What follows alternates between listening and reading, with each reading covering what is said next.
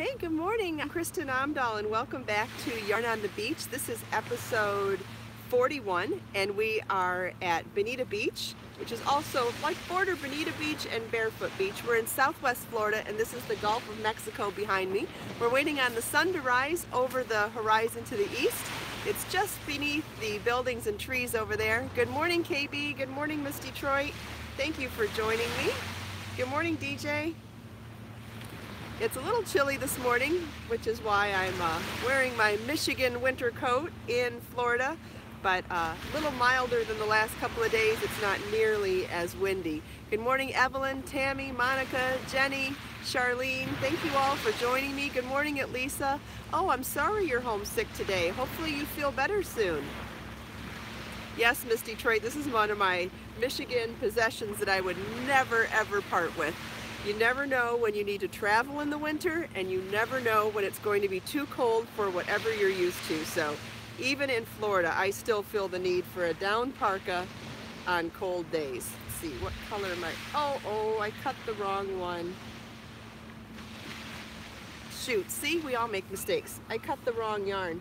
Sometimes when I'm changing stripes, I cut the stripe that I'm not supposed to cut instead of cutting the stripe that I'm supposed to cut. So that's what I just did here. Good morning, Annie. Good morning, Cheryl. It is lovely and calm today. It's so pretty out here. Hopefully we will see some dolphins with this calm water. Let me just fix this mistake here and I will show you what I'm working on, or show you my progress on my cowl. We just get past the mistake.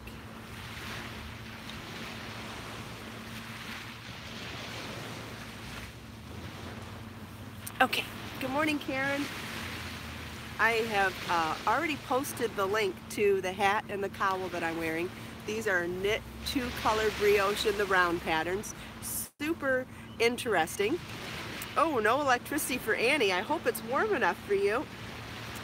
2 colors of Be So Brave yarn. This is Orangesicle and Everglades, and these are both free patterns on my website as well as video tutorials. Yes, Faye, mistakes are for learning, absolutely. Good morning, Rusu. Annie is warm where she is with no electricity. Okay, good.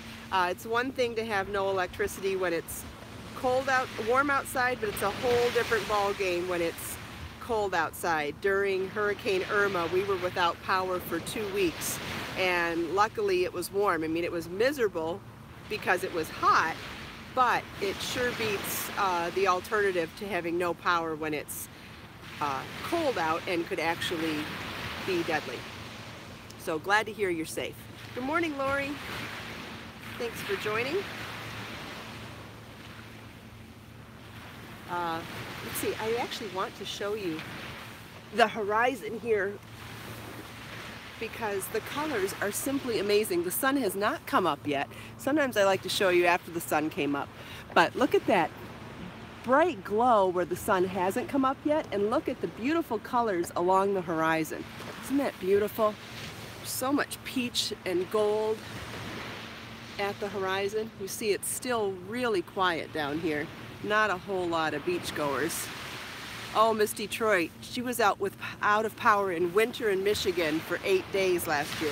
That sounds really terrifying. Did you have a fireplace or something to create heat in the house still? Good morning, Darlene.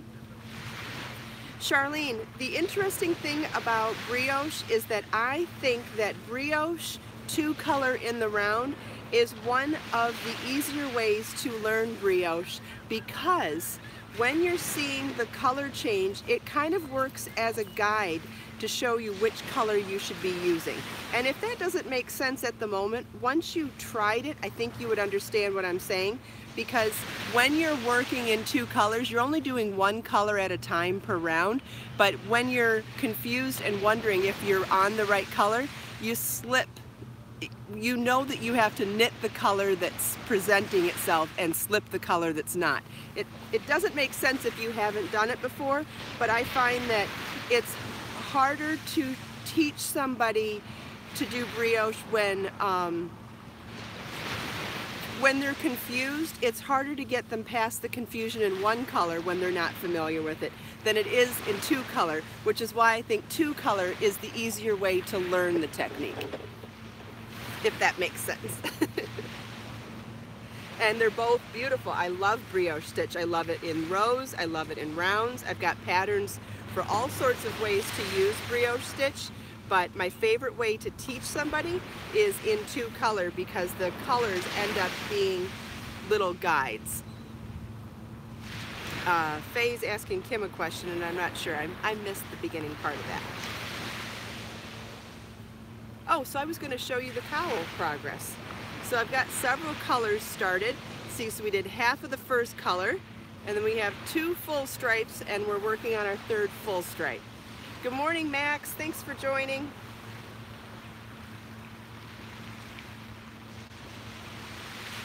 It's one of those calm days where the dolphin like to show up. Good morning, Ruthie.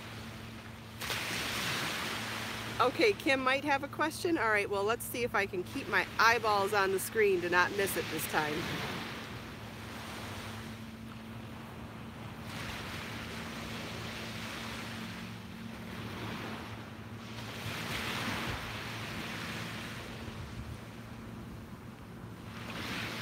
How to block doilies. Let's see. Okay, Charlene wants to know if I have video tutorials. Absolutely. All of my patterns have video tutorials, and there are embedded, they are embedded into the free pattern pages as well as being available on my YouTube channel. So either way, you can find the videos with the patterns. And then I saw a question from Annie about blocking a doily. There's lots of ways to block. I've got videos on blocking here on my YouTube channel and information on my website. It depends on how you want to block them. You can steam with an iron, you can mist block, you can wet block. There's all kinds of ways. And then what's important is to pin it out so that you can create the shape you want, and as it dries, it holds its shape. Kimberly has never blocked a shawl before. I've got lots of videos on how to block a shawl. There are several of them here on my YouTube channel, and there's information about it on my website. I can post links to those items in the show notes today so that you can see some of the ways that you can block a shawl. Good morning, Edna. Thanks for joining.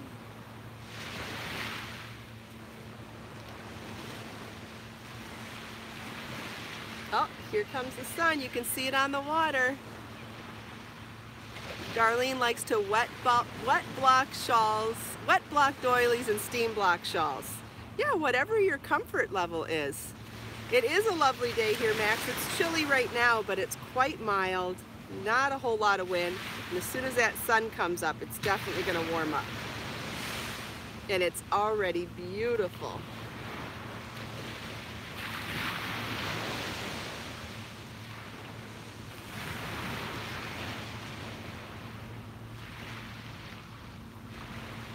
Yes, Max, I feel very grateful to live in this part of the world. I love living in a tropical climate and near the water. Absolutely, I love the water. Annie says she enjoys the sunset. Me too. I love the sunset, but my lifestyle and my routine doesn't allow me to get to the beach for sunset very often, so I take what I can get, and sunrise is easier with my routine, especially with Marlon's schedule. So that's why I do come to the sunrise so often, just because it's more convenient. Hi Judy, thanks for joining. Linda says she's not seeing many birds this morning. I saw a couple just before I hit record, and maybe they were shy today. Not sure about that. I said hi to them and they ran off. There are birds. Oh, there's a bunch of birds over there. I'll show you. There is a whole group of them down on the beach about 100 feet from where I'm at. Can you see them down there? They don't want to be on camera today, I guess.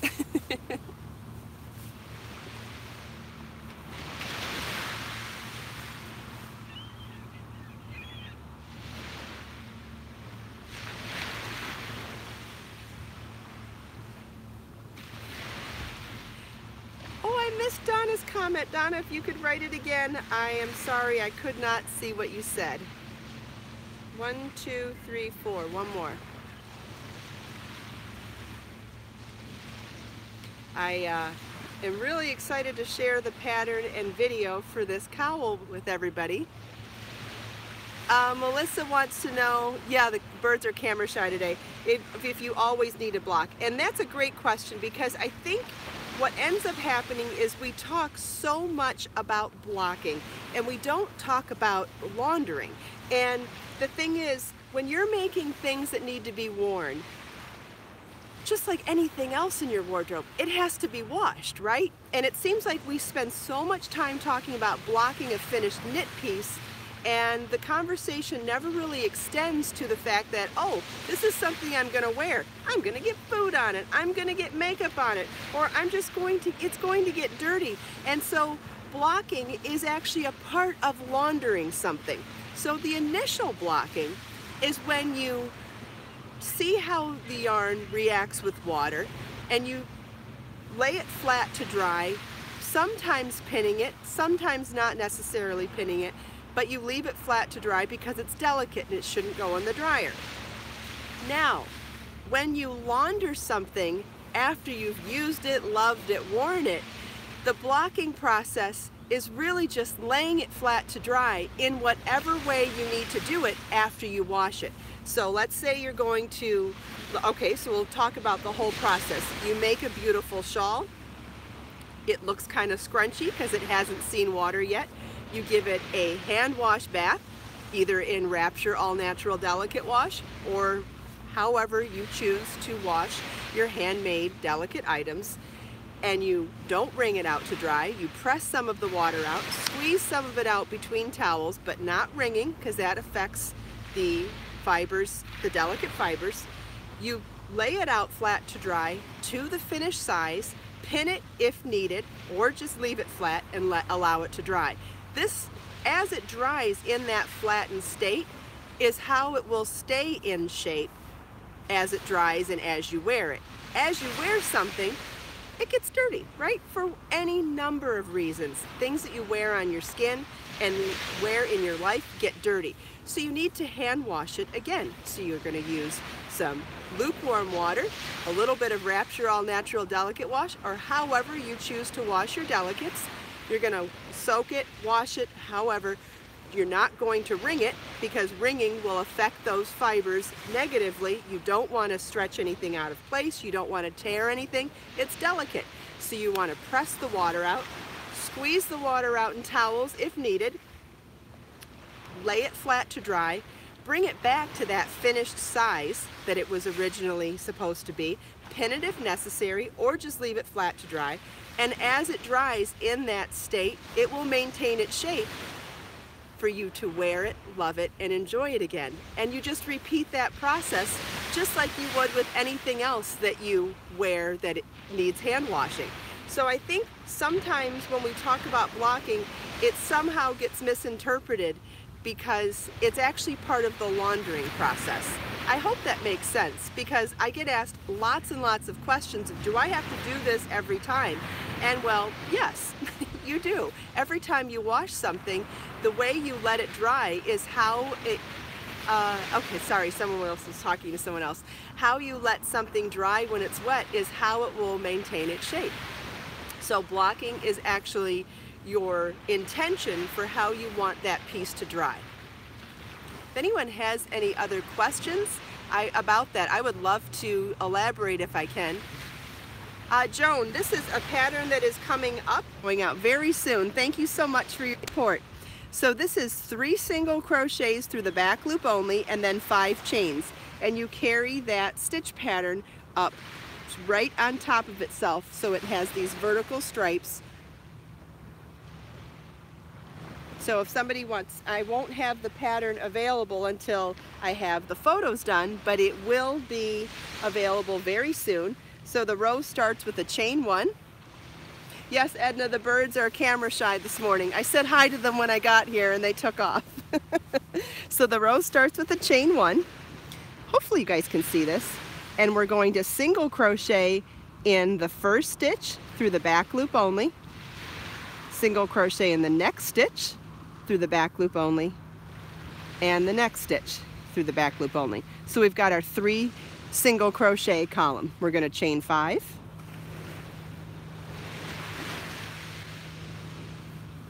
and then we chain 5, skip the chain 5, and in these next single crochets, these next 3, we're going to work 1 single crochet in each through the back loop only.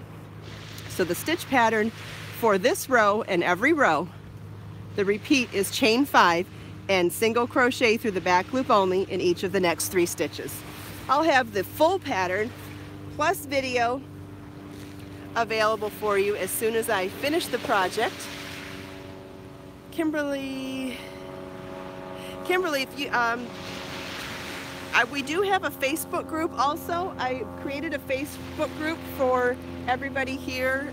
It's called Create, Share, Inspire with Kristen Amdahl. And if you can find it on your own, great, we'd love to have you. I'll also post a link to it in the video description. We've got our shadow again. I caught it. It's easier for me to catch when I wear my big white coat. So I'll post a link to that in the show notes. Karen, you know, I've thought about sharing videos on what I do to alleviate hand cramps when I'm knitting and crocheting, but I'm concerned that because I'm not a doctor that I'm not allowed to share stuff like that. I'm not sure what legally I'm allowed to share about things regarding health and medicine and things like that, but I would be happy to share with people, and I do share with people, like just casually, what I do to alleviate hand cramps, but I'm not comfortable unless I know better if it's appropriate for someone without medical advice, without a medical degree, to give medical advice. But having said that, some of the things that I do, one thing is I think you use different muscles when you knit and when you crochet, so alternating between the two is usually very helpful for me. Also, shaking my hands like this helps with circulation and gets the blood flowing, and I find that that's very helpful. Massaging your hands, just self-massage with your hands like this. I also have a healing balm that I make and sell that's really good for sore muscles. It has different aromatherapy oils that have really great properties that help for sore muscles, spasmodic nerves, and all sorts of things like that. And I like to massage my hands a lot to really just help with the soreness. However, I don't know if I'm qualified to tell you how or what I do. All I can tell you is that these things work really well for me. And because I work probably 15 hours a day, but I spend on the days that I do knit and crochet samples, I spend upwards of 8 hours a day knitting and crocheting. And so on those days, I definitely get sore muscles. The key, I think the most important key, is to listen to your body. If your elbows start hurting, if your wrists start hurting, if your hands start hurting, it is your body telling you to take a break. Now, whether you get up and take a break every 15-20 minutes, every hour, whatever works for you, I think the most important way to handle problems like that is prevention, and the most easy way to prevent problems is to take breaks. Anytime you put your body through the same repetitive motions, it causes a strain. So even getting up from the chair you're sitting in and going for a walk around the house or a walk around the block every hour, these things help me tremendously if I'm going to be doing a long stretch of knitting and crochet. As my back starts hurting if I sit too long, my hands start hurting, sometimes my elbow or my wrist starts hurting, and the most important thing to me is to listen. Your body is giving you the most important information, which is to take a break. Hope that helps whoever was asking about that. That is by far and away my best advice, is to just listen to your body. When your body's in pain, it is a signal that something needs to take a break.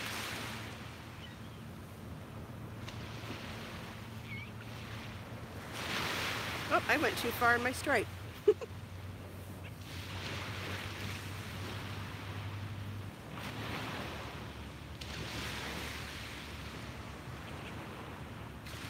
Oh, you're welcome. My pleasure. I love sharing my knowledge and my experience. If my experience can help one person, that makes me so happy. We don't always have the opportunity of asking someone with experience about their experiences, or having a mentor, or having someone to just go to for any type of question. So anytime I can be that person, it just makes me feel really special. So my pleasure. Ask away anytime. If I don't know the answer, I will tell you I don't know the answer. I will look it up if possible, but I will never make something up. I can tell you that for sure. I don't believe in it.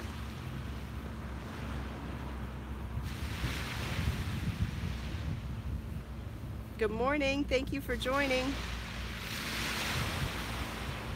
Thank you, Lisa. Kindness is a choice. We all have a choice every day when we get up what kind of person we want to be. Good morning, Christy. Thanks for joining.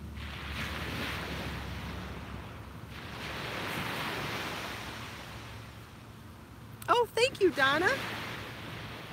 Where is your sister? Does she live near you? Donna's going to share Yarn on the Beach with her sister.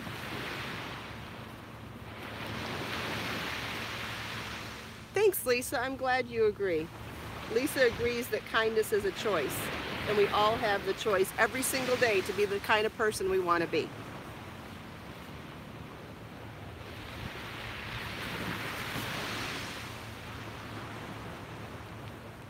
The flip side of that is being good at boundaries, right? Because being a kind person means you can get taken advantage of if you're not good with your boundaries. And that's something that I have had to learn over the years. Not sure I'm 100% perfect at it, but setting good boundaries with people is something that I work on. Yes, somebody else said happiness is a choice too. Yes, it is. Yeah, boundaries can be tough, but it is a very, very powerful life lesson to learn. And I think you can be a lot happier when you have good boundaries with yourself and with others.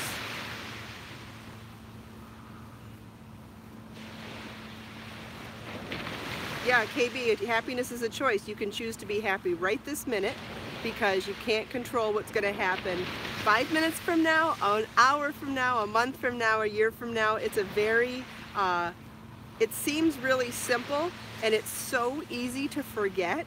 It's so easy to get caught up in the stuff, but it's, I love when I can remind myself that I can choose to be happy right this minute, because nothing else is going to happen right this minute besides what I choose to do with this minute. It's so cool. Wish you just had a reminder all day long to do that. My hair's getting tangled this morning.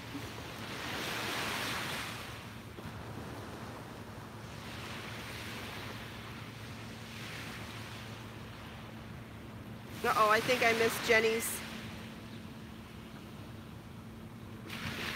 Hey Kai, thanks for joining.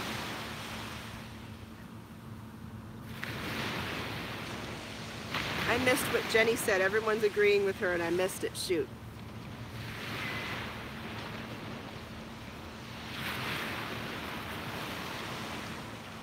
Ah, yes, Elizabeth, confidence does help with confidence in yourself. Confidence in yourself helps with setting boundaries, yes. And confidence and knowing your worth and all that stuff. Yes, absolutely. I 100% agree with that too. And some of that just comes with experience and maturity.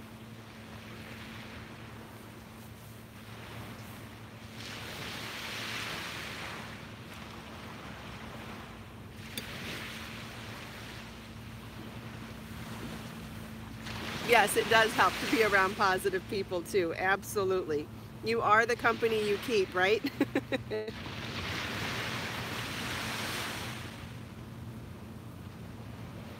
I find my time in nature really helps to center me too.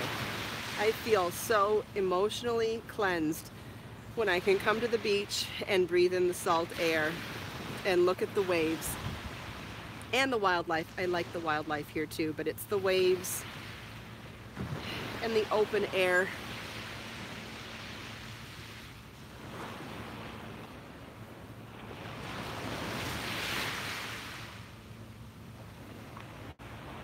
All right, well, I am definitely making progress here.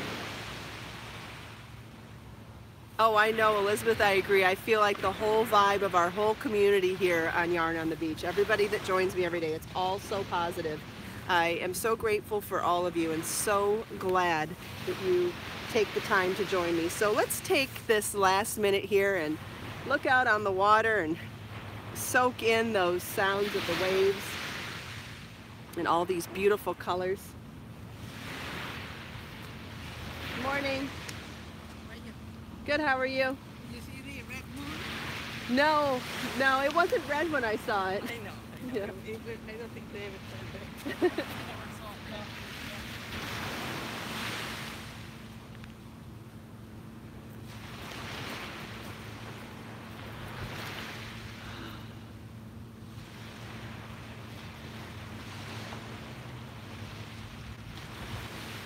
Thank you all so much for taking the time out of your busy schedules to join me today. I enjoyed our conversations a whole lot and really enjoyed this beautiful beach, and I'm so glad that you could share it with me.